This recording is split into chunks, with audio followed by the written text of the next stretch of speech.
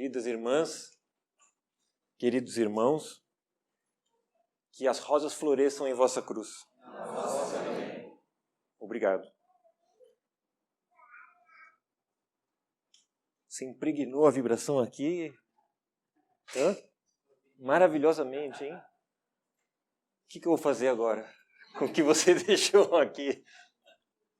Criazinha. Vamos criar algo, então, porque realmente, você falou, né? Sempre antes da aula do Ricardo, sempre depois da aula do Oswaldo. O Ricardo não está dando aula, ele está vindo aqui fazer um bate-papo, tal, conversar. Aula mesmo, né? Então, a ideia é a gente continuar da onde a gente parou. Vocês lembram bem, né? Foi praticamente ontem, e a gente estava naquela questão, não é isso? Ficou claro para você essa questão da Lua em Libra? Você viu? Isso. Mas fundamentalmente perceber que tudo que diga respeito a planetas são forças. E o que diz respeito a signos é algo de outra natureza, como se fosse um campo potencial de consciência, de energia, de algo que se derrama, né? E fazer essa leitura da relação de uma força com um campo de consciência não é simples, né? Mas você vê, a sua vida é isso, né? Mas é isso, pessoal. Mais alguma pergunta? Algum comentário? Tá bom. Então, Escorpião, né? Escorpião é um signo muito interessante. Ele é o signo que a gente poderia vincular a práticas muito caras para nós, muito preciosas, e que muitas vezes são práticas que permitem que o véu se abra de uma forma confortável aos nossos olhos. Porque o problema do véu se abrir é a experiência de ser cego, cegado. É a impossibilidade de, frente ao mistério, não ter sentidos para vivenciá-lo, experienciá-lo. Está esquisito? Isso. Por isso Escorpião é o signo do perdão.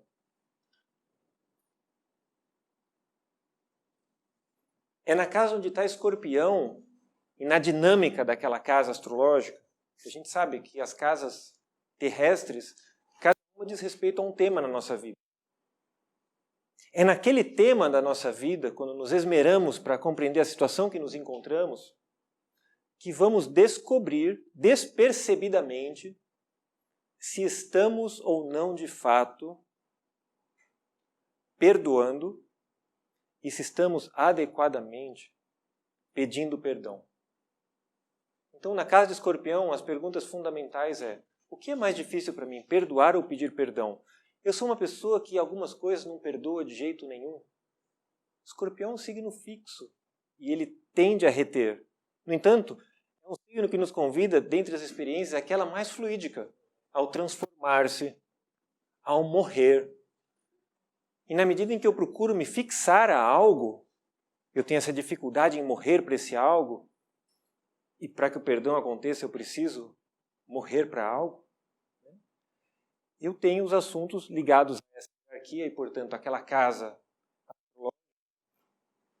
congestionados.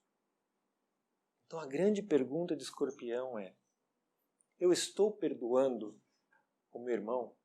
Eu estou devolvendo aquilo que ele me fez de uma forma construtiva?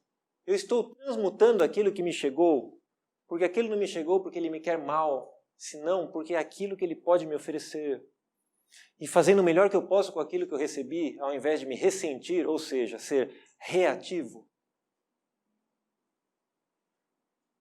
Porque eu serei reativo se de alguma forma eu fui semeado dentro de Escorpião com um planeta e com algo que de fora desse signo faça uma quadratura com aquele planeta. Ou seja, a pessoa que tem uma quadratura dentro de Escorpião, ele já tem de base uma tendência à reatividade.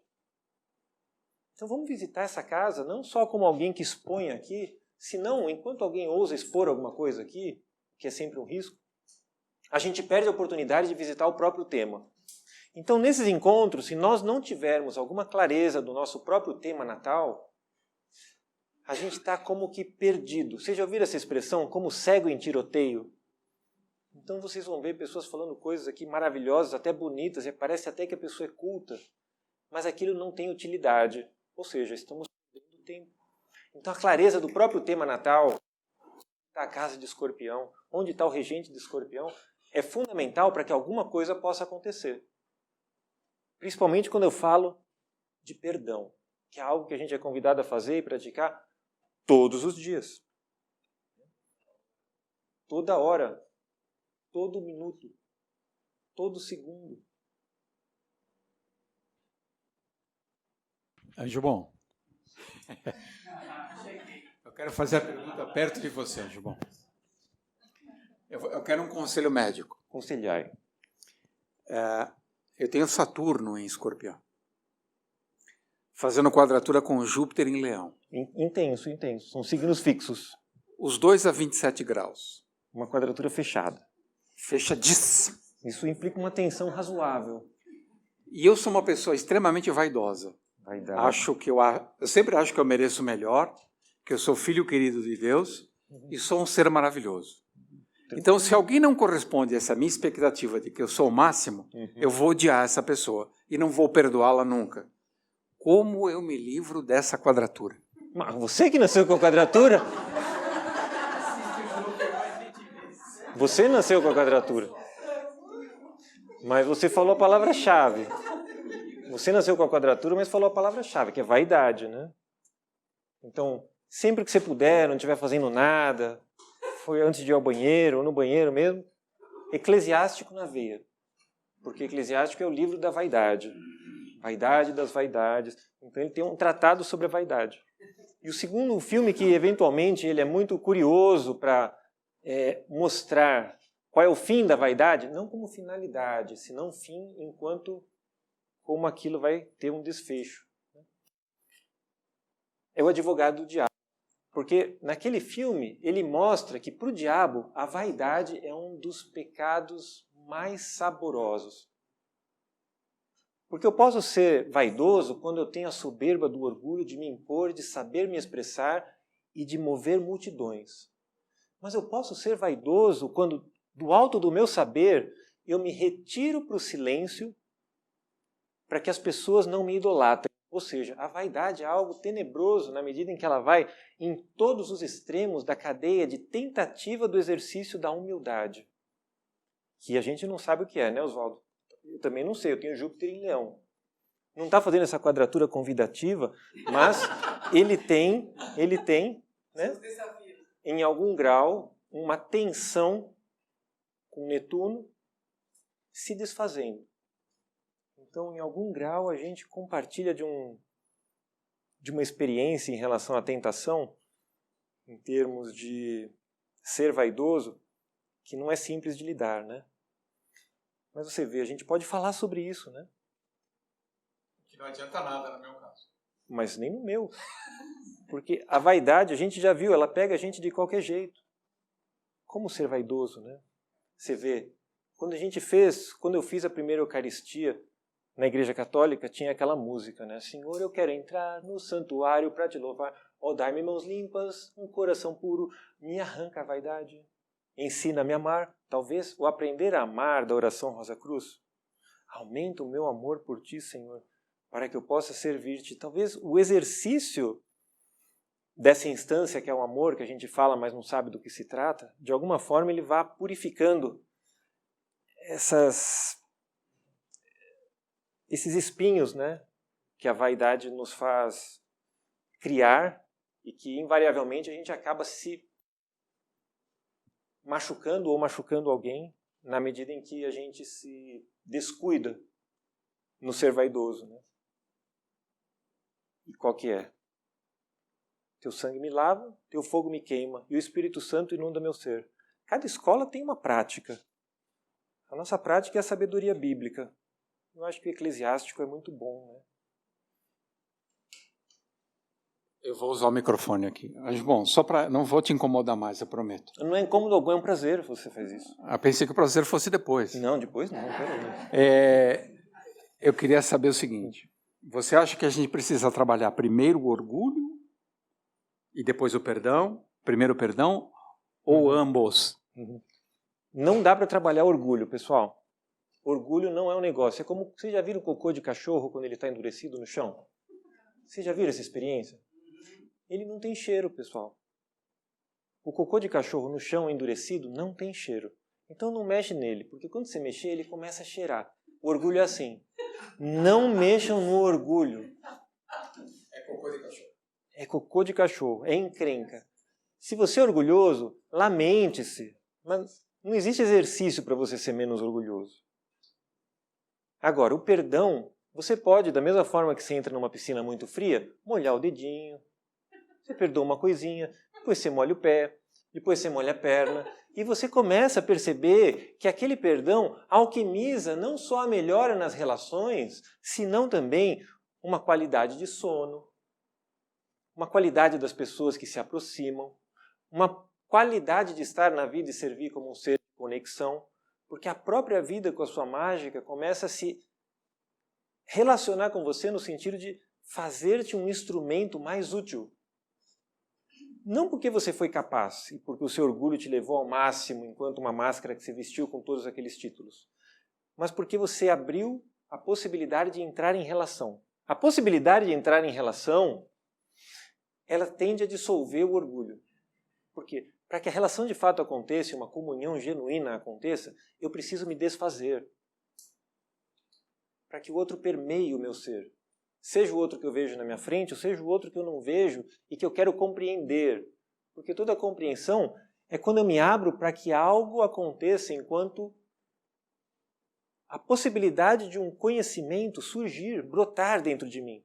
Não é esse conhecimento que ensinaram para você que é de um jeito na lousa. É um conhecimento por outra via. É um outro sou eu, mas porque esse eu que era orgulhoso se dissolveu. Porque o orgulho te torna impermeável à possibilidade de aprender algo de natureza, além daquela que você acredita que esteja no seu controle. Orgulho, controle, quero que seja como eu penso que as coisas são. São todas coisas que deformam o conhecimento enquanto tal ao seu modo de ser, e não como ele seja de fato.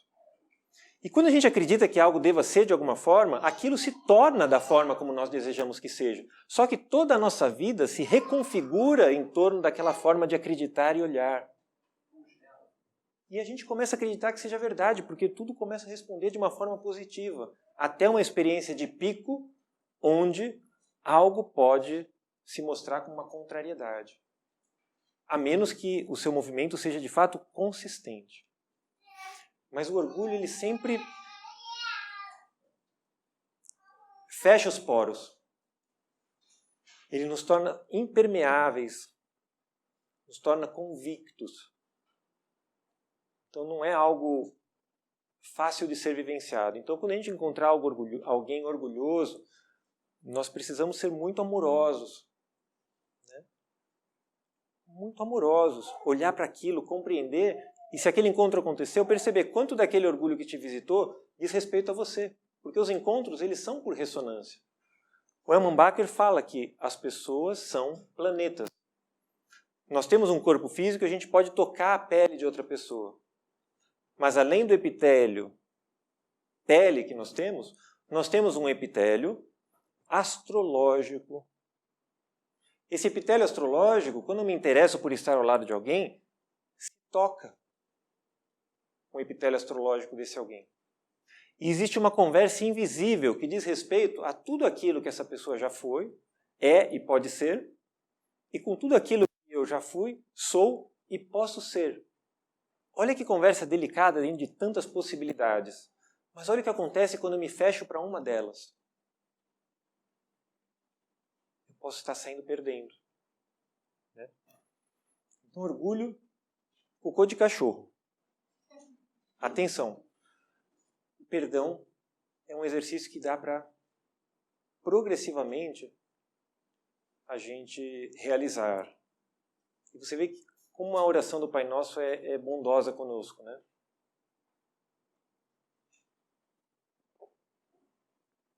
A gente pede perdão das nossas ofensas. Mas olha como nós somos cuidadosos. Assim como nós perdoamos. Eu só peço perdão na medida em que eu consigo perdoar. Eu não posso pedir um perdão que eu não sou capaz de compreender, que eu não sou capaz de oferecer. Eu sou preso ao meu não perdão. O meu não perdão não permite que eu morra bem, que eu me transforme, que eu continue a ser em fluxo, que eu faça com que Escorpião, naquela casa, floresça.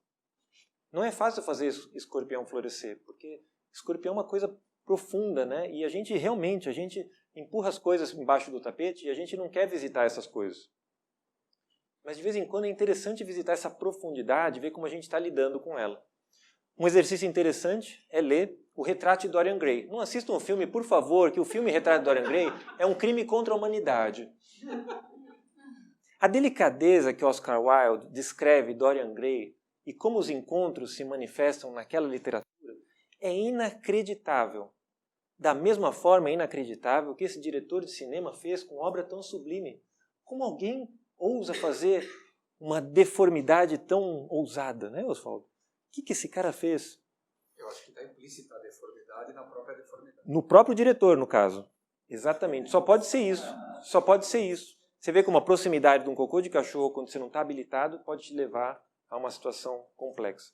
Mas no Retrato de Dorian Gray, a gente vai ver essa pessoa que teve essa inabilidade em lidar com aquele algo sombrio. Ele visitava aquele algo sombrio, ele via esse lado escurecido dentro de si, mas ele não integrava. Aliás, na medida em que ele começou a perceber que aquilo de fato era escuro, ele começou a esconder cada vez embaixo de um tapete mais grosso. No caso, no livro, eram quartos, um quarto fechado onde ninguém pudesse entrar.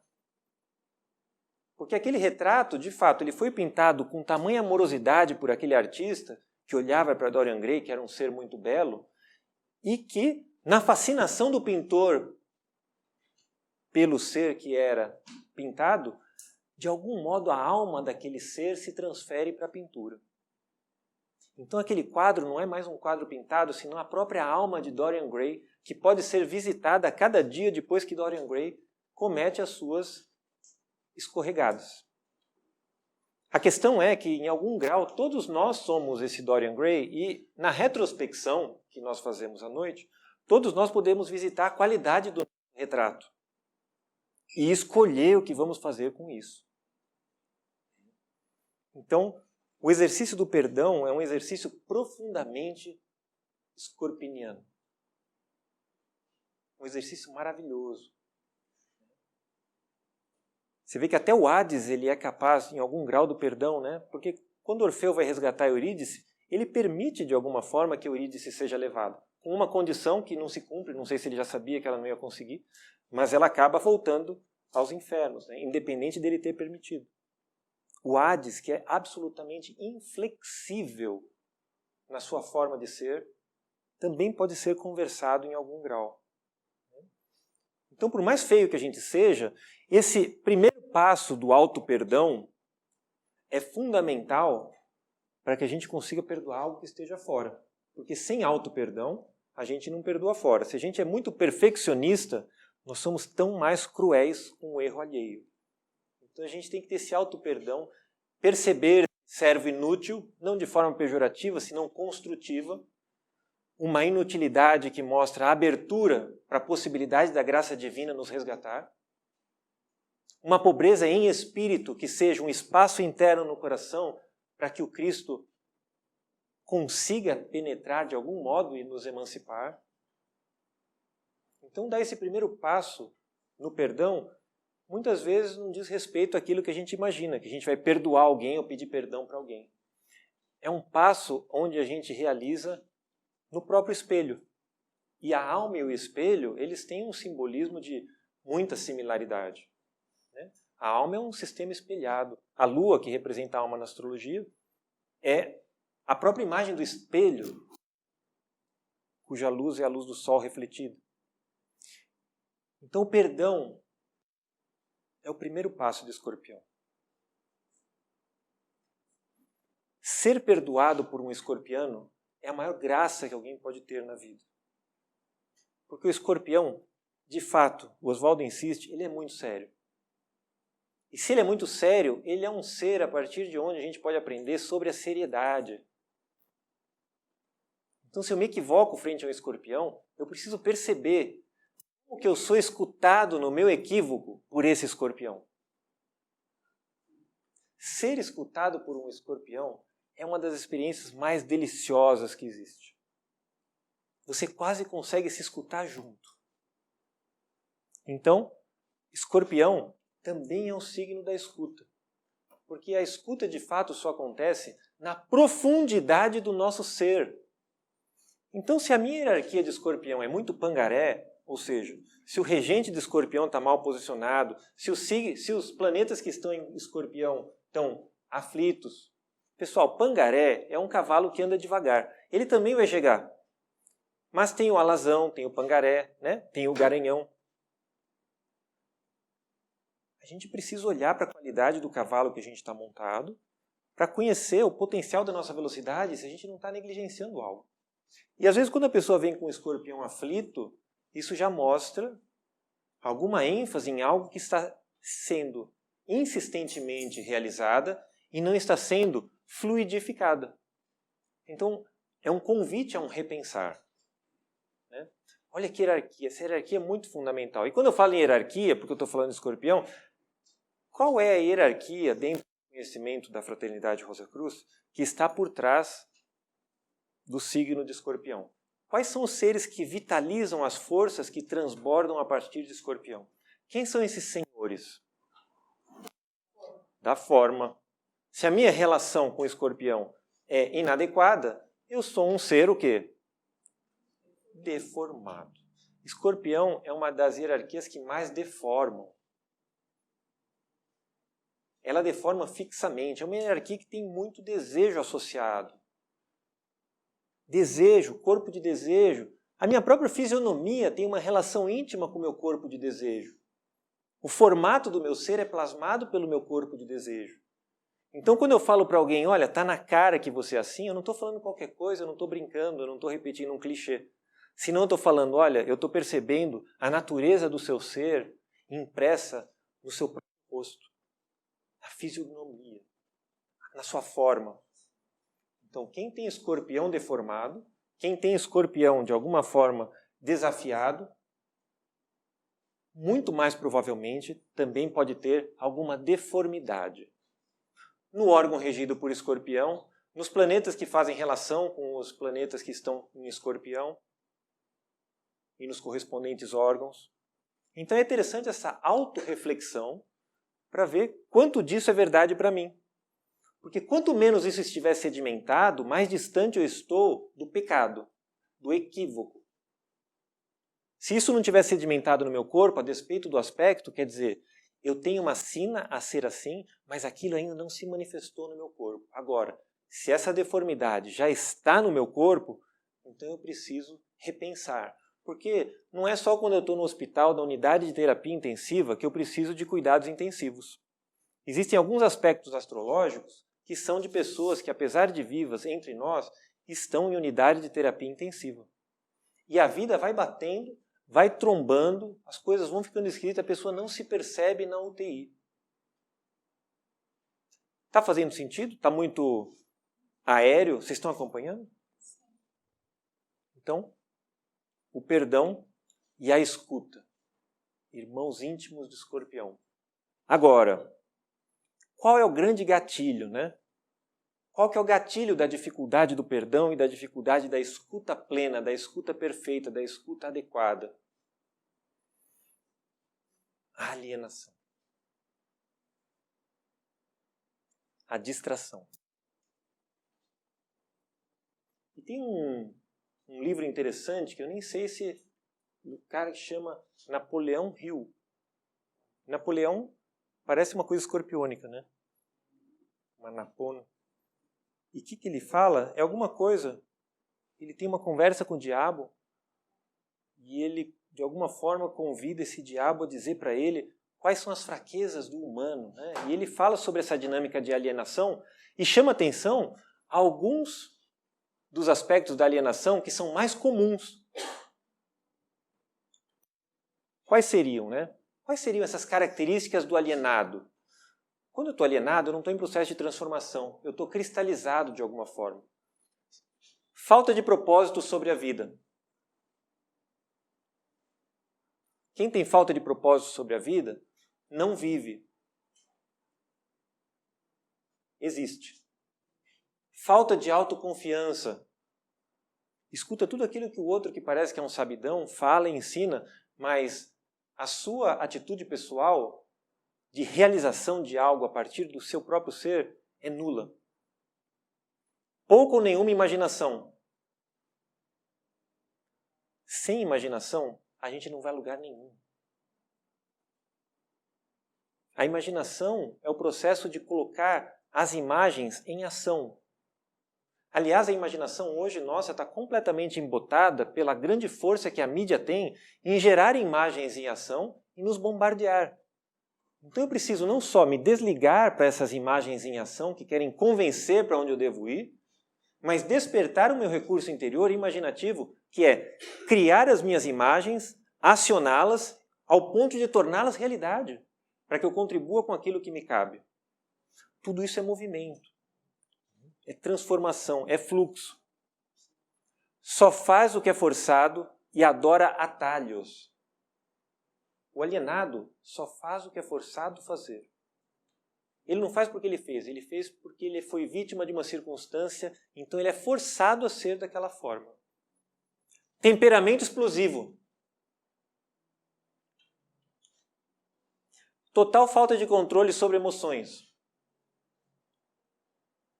Às vezes a gente parece que uma pessoa muito apaixonada, até não seja alienada, mas muitas vezes é um descontrolado emocional, um alienado.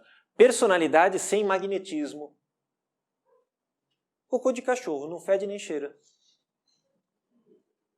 Né? Não existe um princípio interior que estimule ao processo de comunhão, de entrar em relação com, de transformar-se e transformar.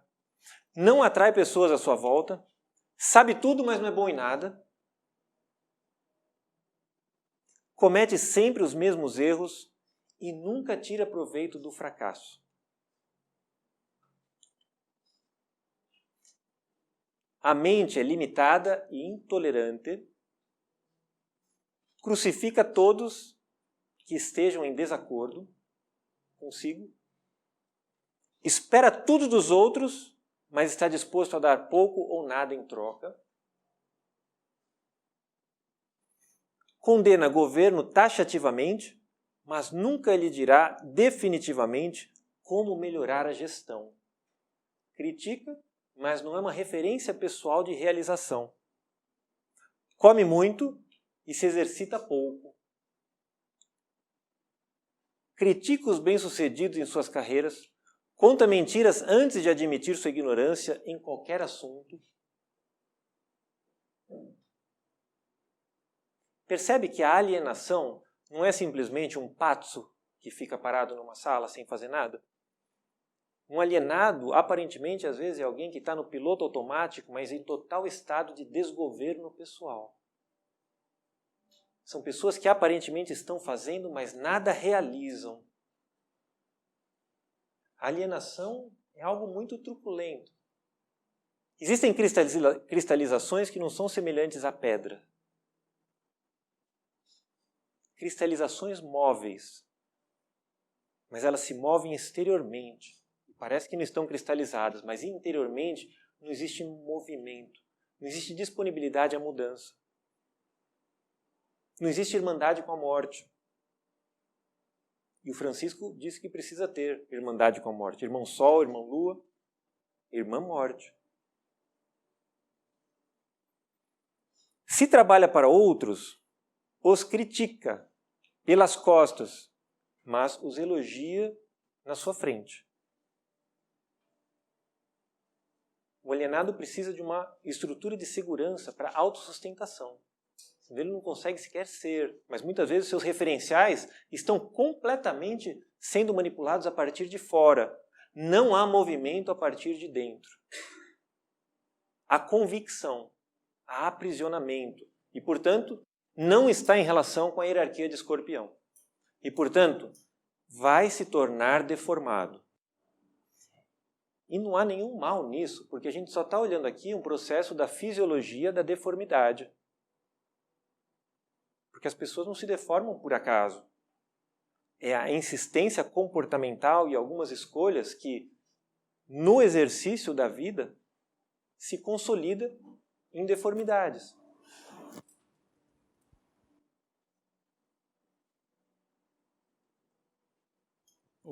É interessante pensar na palavra alienado, porque ela vem de alien, né? De alheio, de estrangeiro, forasteiro. Fora. Então, uma pessoa alienada é estrangeira em si mesma. Ela Exatamente. não sabe habitar a si mesma. Você nomeou a figura que eu convidava e que eu tentava desenhar. É isso mesmo. Você percebe que o mundo dela está completamente fora, mas o dentro dela não consegue participar empaticamente com o universo. Ela atua criticamente. Ela não utiliza a pedra que recebeu para construir algo. Ela devolve a pedra. Ou vai implicar com quem atirou a pedra. Não existe a possibilidade daquela pedra lhe ter chegado por uma necessidade pessoal de entrar em relação com algo que eventualmente ela tenha feito em outro momento. Isso está fora de cogitação para o alienado. E a pergunta que devemos fazer é: estou alienado ou não? Estamos alienados? O que você acha? Essa alienação, né, que é o gatilho, isso aí é uma característica só do Escorpião? Porque isso, para mim, acho que serve para todos os signos. Né? Claro que serve. Mas a fixidez de Escorpião e de Touro sempre chamam a atenção em termos de qualquer sentimento que nós o atribuamos. Né? E como Escorpião, em especial, diz respeito a um processo de transformação, uma pessoa alienada é como se fosse uma pessoa fora de possibilidade de participar. Ou seja, ela está no estado mais impermeável ao transformar-se possível. E imagine isso em Escorpião, que é o signo que convida à mudança, à transformação, ao morrer para si.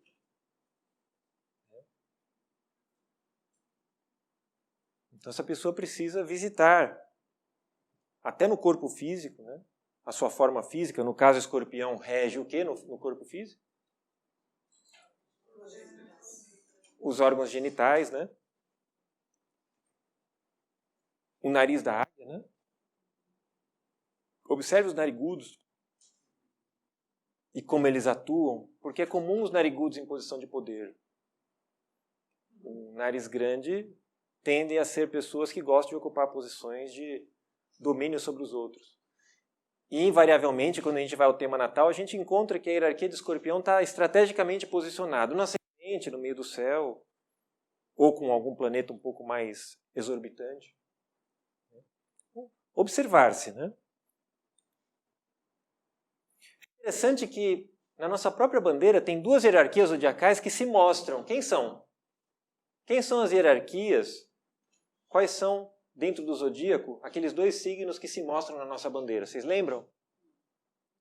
Virgem. Cadê Virgem? Alguém sabe? Aqui, né? Virgem está aqui. Ah, vocês colaram, pessoal. Eu dei a cola para vocês. Estava vendo que essa classe estava muito aplicada hoje. Falei, caramba, o pessoal achou Virgem aí. Mas é isso mesmo aqui. Pará, né? Está aqui Spike, aquela estrela mais brilhante de Virgem. E aqui onde que a gente vai achar Escorpião? Olha quanto Escorpião aqui. Que loucura, meio sorrateiro, meio de lado, né? Vários estados do Nordeste representados aqui pelo Escorpião. Né? A gente vai ver Piauí, Maranhão, Ceará, Rio Grande do Norte. Curiosamente, porque a construção do nosso país, ela não é casual, e nem a bandeira, e nem tem muita coisa bonita que a gente não sabe, porque a gente gastou tanto tempo aprendendo o que não precisa aprender nas instituições que deveriam nos ensinar, que escapulir uma série de conhecimentos que poderia apurar a qualidade do nosso ser no cotidiano. Né?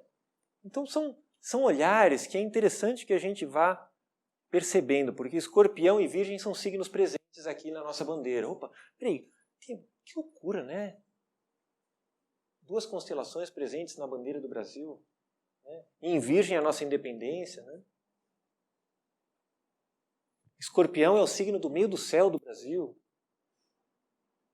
Marte está em Escorpião. Pessoal, precisa começar a desconfiar amorosamente.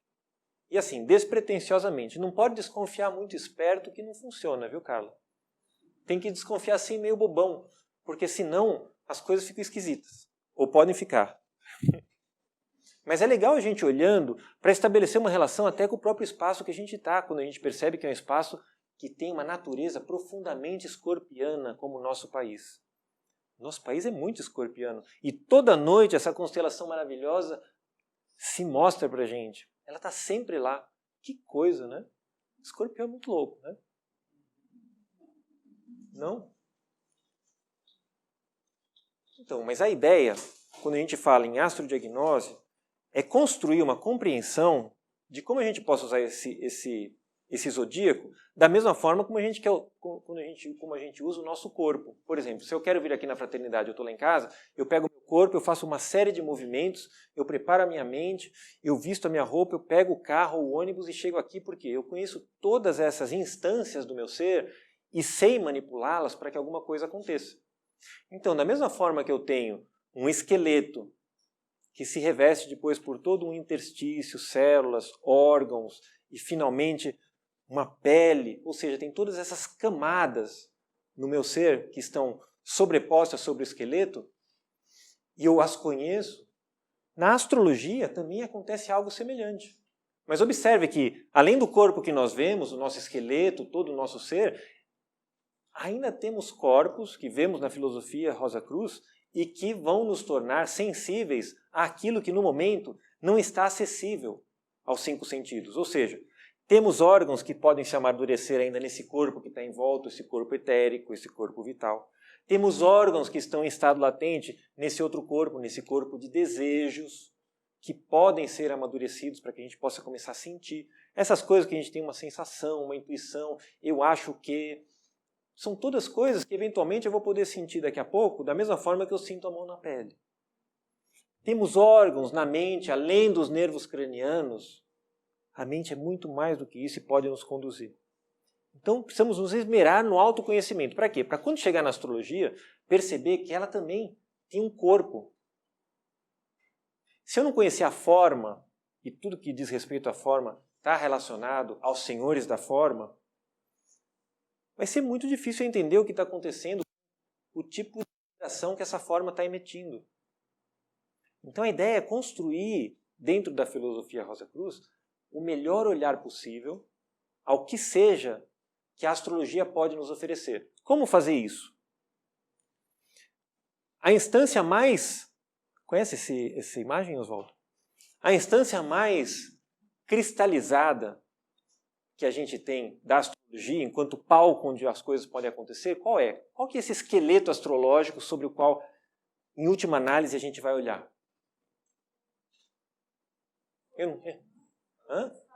Casas terrestres. Casas terrestres. Porque é lá que a manifestação é aquele palco onde as coisas podem acontecer. Então eu tenho que diferenciar que isso é um plano de acontecimento. Além das casas terrestres, eu tenho as casas celestes, que vão se conectar às casas terrestres de uma determinada forma. Essa forma, como elas se conectam, determina a minha própria forma. Porque é um certo ascendente que vai estar lá quando eu nascer. Que mais? Como que essas casas celestes atuam sobre as casas terrestres? Como? Claro que é boa. Eu que estou fazendo. Como que ela atua? Energética pela sincronicidade, não uma energia biológica, Ó. pela sincronicidade. Quando eu falar energia, quando eu falar em algo que possa energizar, eu estou falando do campo zodiacal. Mas como que esse campo zodiacal, esses signos, chegam até as casas terrestres? Quem são esses mensageiros? Os planetas. Os planetas são esses mensageiros. Então, com isso aqui, eu consigo praticar e olhar para uma astrologia extremamente mundana, que qualquer escola que eu vá, eu possa aprender a respeito. Aliás, não preciso nem ir na escola, posso ler nos livros, que tudo isso já está livrado. E se está livrado, já teve livramento, não é isso, Carla? Então, quando as coisas estão livradas, quer dizer que elas estão livres para o saber. Mas a gente não está interessado no que está livre para o saber, a gente está interessado naquilo que ainda não se sabe, porque a gente quer um saber vivo, não um saber que virou livro, que virou livrado e que teve livramento. Não é isso, Carla? A Suzy que sabe isso melhor, né? Então, essa é a estrutura elementar da astrologia, mas nós temos o privilégio de poder olhar para essa astrologia, essa forma, essa atuação desses diversos planetas em cada signo, dentro de outros epitélios. Esses epitélios, essas peles, esses outros constituintes da astrologia são muito caros para a gente. E a gente tende a negligenciá-los. Porque ele exige um esforço, porque ele diz respeito a uma filosofia. E se é uma filosofia, eu preciso estar disponível para entrar em relação com ela. Porque olha aqui, cada signo na filosofia Rosa Cruz está vinculado a seres. Então, quando eu falo em energia, eu estou falando na própria energia desses seres, que a partir de cada signo irradiam de si algo para o zodíaco. E quando eu falo em hierarquia, pessoal, quem entende hierarquia como sendo uma pessoa mais que a outra, não estudou direito, não estudou a etimologia de hierarquia, porque hieros é sagrado, hierarquia é ordem. Hierarquia é a ordem do sagrado, não tem um que é mais que o outro. É cada um na sua, cada macaco no seu galho. Então, toda hierarquia é um princípio de natureza muito desenvolvida. Uma hierarquia acontecer é um milagre. Agora, quando a gente prostitui a própria palavra hierarquia e se contrapõe a ela e fala em anarquia, é importante saber do que eu estou fazendo para que eu não perca a comunhão com os princípios que me permitiram estar aqui hoje. Princípios sagrados, princípios hierárquicos. Quando eu percebo que há seres vinculados a cada um dos signos, liga alguma coisa que desconfia em mim e eu paro de pensar que escorpião, essa pessoa é de escorpião, ela é terrível, não quero nem chegar perto. Eu começo a olhar e falar, puxa, uma pessoa que tem Sol em escorpião comunga o seu princípio vital, ou seja, o seu compromisso de estar encarnado na Terra, com o quê? Com os senhores da forma. Peraí, puxa, então esse cara tem que ser sério, porque senão tudo na Terra, de fato, vai perder a forma, vai se deformar. Então, naturalmente, eu vou entender que seja interessante eu estabelecer uma relação com essas pessoas e não querer escapar delas. Porque se elas são sérias e conhecem a forma adequada de fazer, o formalismo saudável, puxa, quero saber. No caso, o que esse pessoal tem? Ele tem um especial encargo da evolução humana no período terrestre. Todos nós que temos planetas em escorpião, de alguma forma, assumimos esse compromisso. Se eu não estiver ativamente agindo no sentido de cuidar dessa evolução no nosso período, em última análise, é aí que eu adoeço. Porque toda aquela energia que está prometida para que a minha vida aconteça, não está acontecendo. Por quê? Porque eu deixei de cumprir com aquilo que eu me comprometi. Porque na astrologia, o que existe de fato nesse mapa é um compromisso assumido. Como no Matrix 2, pessoal. Matrix 2, Serafim luta com o Neo para conhecê-lo. Entra na porta. Oráculo está lá. O que o oráculo faz? Dormiram. O que o oráculo faz quando o Neo chega nela? Candy. E o que o Neil fala? Ele pega a bala? O que ele fala? Você já sabe se eu vou pegar essa bala? E o que ela fala? Claro que eu sei. Então, para que eu nasci? Se está tudo definido. Porque você não nasceu para escolher. Você nasceu para descobrir o porquê de você ter feito essas escolhas. Como essas escolhas não são contadas? Quando eu entro em relação com as próprias forças formativas daquele signo, que a filosofia nos mostra enquanto hierarquias e que hierarquiza o próprio papel de cada uma delas na nossa vida. Então esse diagrama é fundamental para a pessoa compreender o seu próprio tema natal. Quais são as forças com as quais comungamos e assumimos um compromisso de realização? Quais são essas hierarquias? O que elas fizeram em cada período? O que é um período? Puxa, deixa eu estudar o que é um período para ver o que aconteceu nesse período, como as coisas eram, para ver se hoje eu posso transformar algo. Porque apesar da ilusão do tempo, tudo está acontecendo simultaneamente. Mesmo o que já aconteceu, está acontecendo, pessoal. É muito estranho e beira a esquizofrenia. Mas tudo isso está acontecendo. Porque é estranho, porque é contraintuitivo. A gente tem a noção e a nossa mente está organizada temporalmente. E essa morte para essa temporalidade, para que o nosso pensamento de fato vivo aconteça, é muito custosa. Porque a gente se acostumou há muito tempo a pensar desse jeito medíocre. Medíocre não é pejorativo, é porque está na média, todo mundo escolheu pensar assim. Né? Ligado ao tempo, ao antes, ao depois, a causa e efeito. Ricardo, se o signo de Escorpião tem a ver com os senhores da forma, na casa onde está esse signo no meu mapa, é a casa onde eu tenho que conhecer melhor as formas para poder transmutá-las e melhorá-las para um futuro. Por exemplo, é a casa onde a excelência na forma deveria ser alcançada.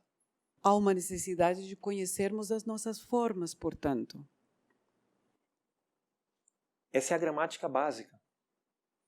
Por isso que o conhece-te a ti mesmo volta tanto em todas as filosofias. Se você não tem uma autorreferência saudável, tudo que você vai olhar vai dizer respeito às suas próprias deformidades. Os senhores da forma cuidam desses 3 átomos sementes do corpo físico, do corpo etérico, do corpo de desejos. Está tudo a cargo deles. São os 3 átomos sementes. Ou seja, eles sabem tudo de nós. Tudo. Eles são um gravador vivo.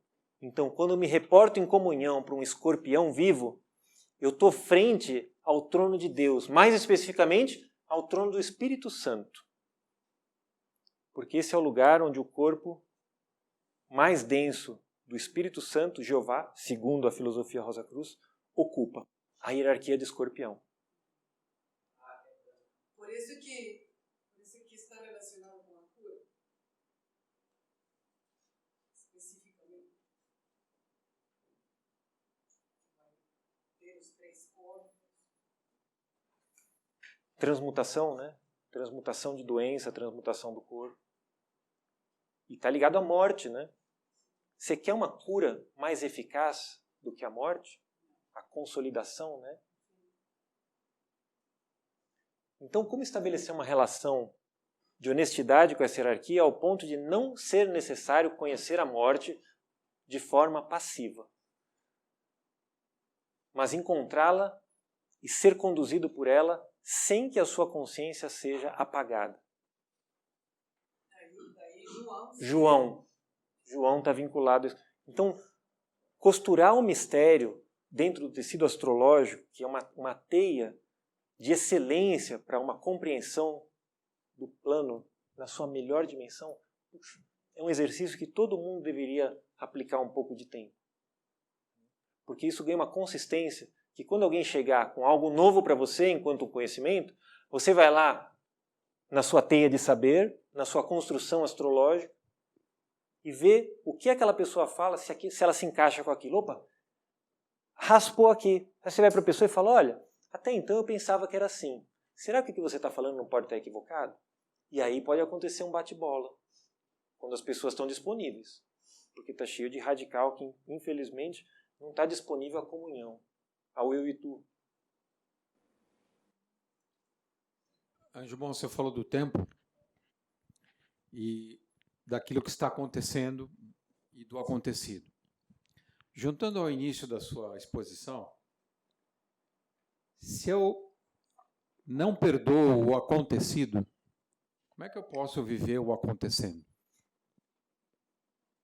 Você não vai viver o acontecendo. Você foi pego pelo tempo. Você está crônico. Você é refém do tempo. Se você não perdoa o acontecido, não é possível morrer em vida. Você vai estar repetindo o acontecido. Dia da marmota. Até que você reconheça onde você deveria estar, ou o que você deveria estar soltando e que você se negou até então de soltar. Não é possível viver o que está acontecendo se você não solta o acontecido. É uma forma de alienação. Por isso o perdão de Escorpião é tão fundamental. Para que a forma alcance a perfeição, porque a forma não é aquilo que a gente pensa, algo que termina. A forma perfeita, ela é completamente disponível à transformação. Mutável. Ela é completamente mutável. E astrologicamente isso é um mistério, um signo tão fixo suportar o princípio do transformar-se. É muito interessante. Muito interessante.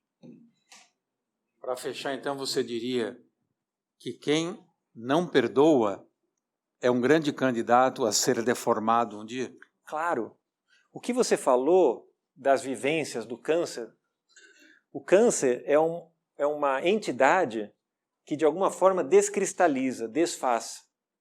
E hoje ele é muito comum.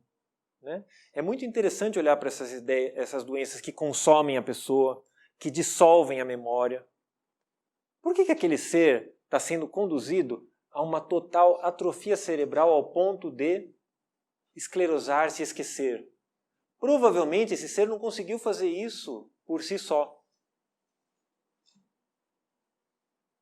É claro que a gente pode, na medicina, encontrar uma causa, uma exposição a um agente farmacológico, um traumatismo craniano. Mas o que eu digo é que tudo isso, mesmo dentro daquilo que aparentemente é um produto do acaso, não é por acaso. É a experiência da vida na dimensão onde a gente não consegue ter olhos para ver. A gente vê consequências. A gente não está em relação direta com os fenômenos e as forças motrizes, porque nossos sentidos suprafísicos estão adormecidos. A mente ela é um instrumento muito interessante para nos sensibilizar a esse ponto de romper com o físico. Porque ela permite, dentro de uma filosofia, a olhar para possibilidades que podem ser assustadoras para muitas pessoas, mas que nós podemos experimentar, vivenciar, fazer nossas relações, experimentar no dia a dia se isso funciona ou não, se tem suficiência, se tem coerência. Só que isso ninguém pode fazer por nós, ninguém pode fazer essa leitura por nós. Nós precisamos colocar a mão na massa. Só que nós, por algum motivo muito alheio ao meu saber, desanimamos, ficamos preguiçosos. A gente quer que o outro faça por nós. Nós não estamos fazendo.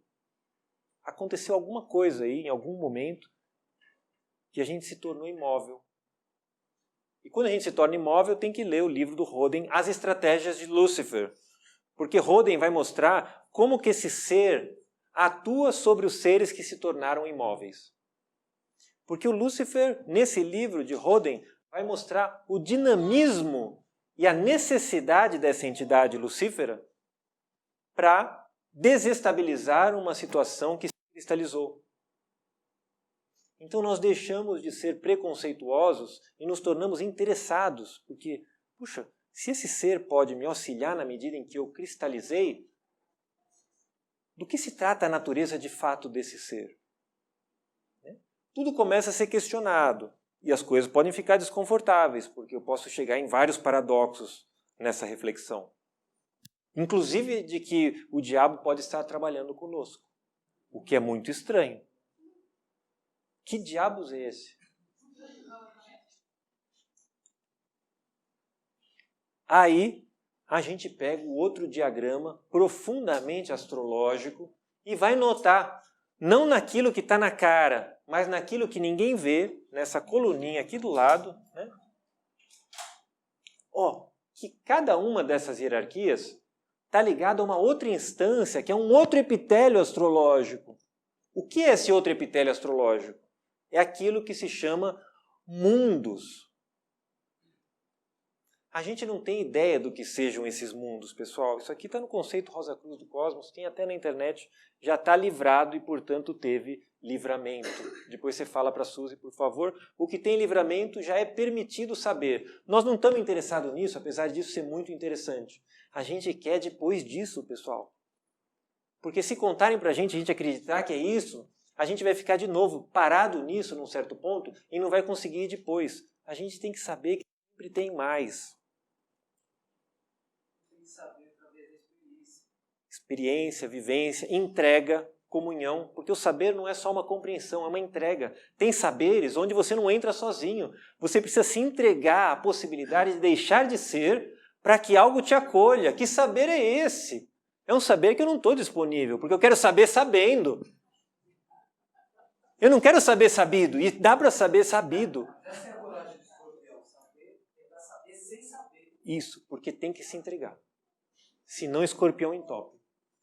Então tem coisa que às vezes a gente está ao lado de algumas pessoas e a gente consegue saber, porque elas estão lá. Mas quando você sai do lado da pessoa, você quer saber e você não sabe. Ou seja, isso já pode ser experienciado em coisas mínimas, hoje, entre nós, no diálogo, na conversa. Puxa, como era aquilo mesmo que eu sabia quando aquela pessoa estava falando? E quando ela parou de falar, ela deixou de saber. Então, por mais que pareça uma esquizofrenia, vamos fazer esse exercício de permitir, né, esse outro epitélio permear o nosso ser. Olha esse epitélio, que coisa. Olha, nós estamos falando aqui de mundos, nós estamos falando da região química do mundo físico, e estamos claramente escancarando que peixes, a hierarquia de peixes, está profundamente relacionada a ela. Então, se eu sou um desgraçado onde o signo de peixe está no meu mapa, eu preciso ver como eu estou me relacionando com esse mundo, o que eu estou oferecendo de mim e como eu estou atuando sobre ele. Isso é uma coisa bem óbvia, mas é um epitélio astrológico que às vezes a gente não está interessado. A gente está interessado se Marte é bravo, se Vênus é gostosa, e no fundo a gente não quer saber como que essa gostosura e essa braveza possam ser trabalhadas nos diferentes níveis de vida. Senão vou pegar essa gostosura e vou fazer doces ou travessuras. Olha o que eu faço com a gostosura. Eu faço virar doce.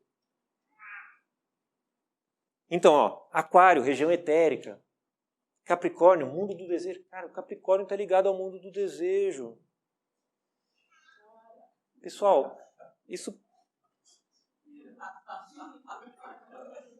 O que a gente recebeu aqui é inacreditável para refletir, para meditar e para ver se a gente de fato está alinhado com o que a vida pede de nós. Conseguimos olhar para cada uma instância do nosso ser, no nosso tema natal, e como é a nossa composição, da mesma forma que eu tenho braço, olho, orelha, eu posso ver como que os meus corpos suprafísicos se comprometeram a estar no mundo. A maior piada é touro estar no mundo de Deus. Inacreditável. Mas Deus é um brincalhão, Oswaldo, a gente sabe disso. Joker, quem falou, tu dizes. Em mundo de Deus está Áries e Touro. Steiner dizia que Capricórnio estava associado à mentira. Ele seria então a mentira, esse mundo físico que a gente habita, seria os mundos. Precisamos ser muito cuidadosos quando a gente pega uma filosofia que não se apropriou com uma certa profundidade da astrologia, mas que fala um pouco de aspectos do suprafísico, quando a gente casa com um diagrama com esse grau de clareza, né? Então a gente precisa saber de onde você está trazendo isso, para não ficar... Então, essas coisas soltas, elas podem mais nos confundir do que apropriar. E, com certeza ele fala muita coisa interessante, principalmente na discípula dele, Elisabeth Wright, que estudou astronomia de uma forma espiritual e que foi orientada por ele. Então tem muita coisa interessante aí, mas fazer esse caminho de vincular a filosofia steineriana com o pensamento hegeliano é muito delicado, para que a gente não faça nenhuma coisa que possa explodir no laboratório, né? Você sabe que os experimentos... Ele é conhecido como ou Rudolf Estraga ou Rudolf Estranho. Então, precisamos cuidar com nossos preconceitos, com as nossas limitações e nossas alienações. Afinal de contas, tudo isso é muito delicado. Mas, além de Touro e Áries, olha o que está acontecendo aqui. Tem aqui, ó, todos juntos. No mundo de Deus, Touro e Áries conseguem estar separados e, ao mesmo tempo, implícitos no todos juntos. Imagina a envergadura de hierarquias que conseguem estar individualizadas dentro do próprio mundo de Deus. Que isso? Que isso? É óbvio enquanto eles terem alcançado isso. Isso é uma promessa para essa aqui também. Com os veículos adormecidos. Porque esses seres têm veículos plenamente conscientes. E são criadores e podem emprestar de si para que nós sejamos. A questão é como a gente acessa isso aqui, né? Porque são forças antiquíssimas de manifestação. E num mundo muito materializado, a gente usa essas forças antiquíssimas de manifestação de uma forma muito primitiva. Se nós não vibrarmos na sabedoria, a gente vai entrar em relação com o primitivismo de Áries e Touro, e não com a sapiência. Porque como eles se retiraram, o que a gente pode acessar são ecos do que eles foram, e não eles em si. Então, se a gente for muito pangaré, não tem problema ser pangaré. Tem o pangaré, o alazão, o garanhão, tem o cavalo de diferente velocidade. Mas se você é pangaré e anda mais devagar, cara, você vai ficar só com eco, pessoal. Mas o eco de Touro é maravilhoso, é toda a beleza que tem na natureza. Sem dúvida. Mas quem tem uma relação de honestidade e de entrar em relação com a natureza como um ser vivo? Quem faz isso, ele não tem como não entrar na natureza e começar... É uma experiência de dissolução, né? De volta, né? De volta para a casa do Pai. Olha aqui, olha o nosso mundo. Mundo dos espíritos virginais. Nós somos os espíritos virginais, na filosofia Rosa Cruz. Nós saímos desse mundo aqui, ó, até aqui, na região química do mundo físico. Só que os nossos 5 sentidos, eles estão todos aqui na região química do mundo físico. E nós temos veículos em todos esses outros planos. Esses veículos nós estão dormindo. Praticar cada uma dessas hierarquias desperta esses veículos progressivamente. Esse é um porquê de tentar alcançar uma excelência na forma do viver. Para despertar esses poderes latentes, essas forças latentes, para que a gente seja menos equivocado e um pouco mais acertado nas nossas escolhas. Só que muitas vezes, quando a gente veste a astrologia com todas as suas roupas, nós nos desinteressamos, porque a gente quer mesmo, sabe o quê? Astrologia peladona. A gente quer uma astrologia que a gente vai para o livro, a gente quer peladona. Você quer peladona porque você quer saber o que Marte é naquele signo e se seu Marte vai fazer mau aspecto no seu ascendente, e se você vai casar e se vai ganhar dinheiro. É astrologia peladona. A astrologia peladona funciona também. Mas tem mais do que a astrologia peladona. Né?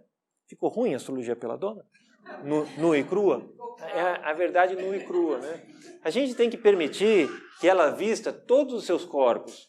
Senão a gente vai continuar trabalhando a partir dos nossos 5 sentidos. Por isso que essa filosofia, por isso que pensar nos mundos, mesmo que a gente não saiba do que esteja falando num primeiro momento, se a gente se disponibiliza do fundo do coração de querer saber o que é isso, nós dormimos, pessoal. Nós encontramos pessoas. Tem gente que sabe. Está cheio de gente em volta da gente que a gente não sabe que pode nos ajudar muito mais do que a gente imagina. Está cheio. O pessoal está aí, está olhando. Gente livre, gente solta, emancipado. mas precisamos nos capacitar para que a dignidade permita que a aproximação ocorra. Seja fisicamente falando, seja no sono, seja na intuição, ou seja pelo canal que lhe foi permitido ter como contato. 6:10, pessoal. Quase. Então, eu acho que a gente já compreendeu qual que é o convite de olhar para essa astrodiagnose de uma forma que não seja simplesmente aquilo que está no livro, né? E assim, aos poucos, a gente começa a se emancipar da cultura geral, do charlatanismo, dos preconceitos, e a gente possa começar a falar desse tema com mais propriedade e com mais qualidade. Valeu!